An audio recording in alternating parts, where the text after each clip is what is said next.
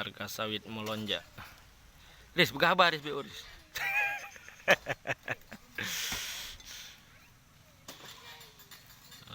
Oke.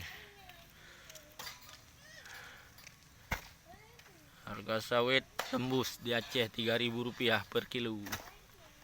Alhamdulillah.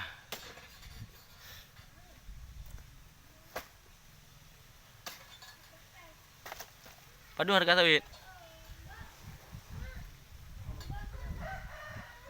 Walapan harga.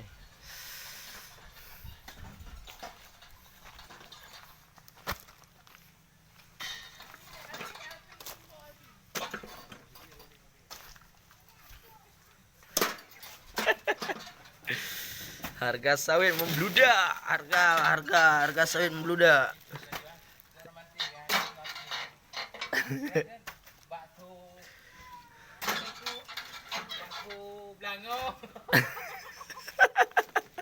Oh, nadi yang ada.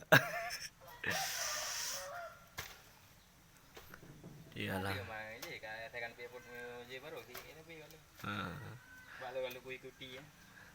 Buat nonton Hana gue kayak bite. Tonyo. Loh, sih. Ya. Harga sawit. Hana Hana payah lelu dia 2 minit kaju dah. Saya kena video. Biar putus buat YouTube. Jadi urut apa tapi. Betul kan bang. Kaji kan channel ulun walaupun Hana lewat nonton, bahai kira gule rampo.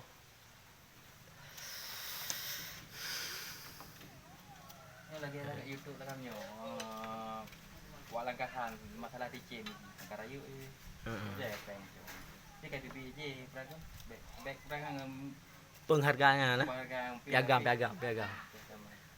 Jika warna kuning baru tapun Ya. dia baga tu kita gitu apa Agama. dia bagian licin langkahannya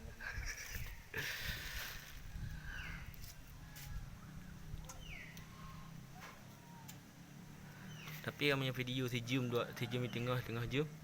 Nya je ada iklan. ya tu apa yang Tapi punya 2 minit je. tapi nya kayak mau peng aja kayak mau iklan kan kemana jadi pasti karya aja kayak mau iklan nih tanda pertama mau peng Ya.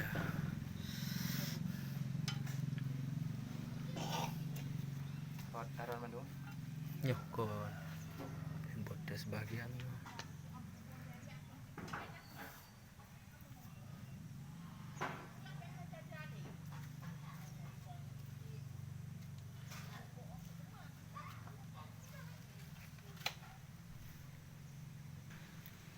kayak mau peng aja baru kita fokus gitu ada mau peng ini aja fokus dah ada juga fokus tapi kayak mau peng ada juranan kayak kita fokus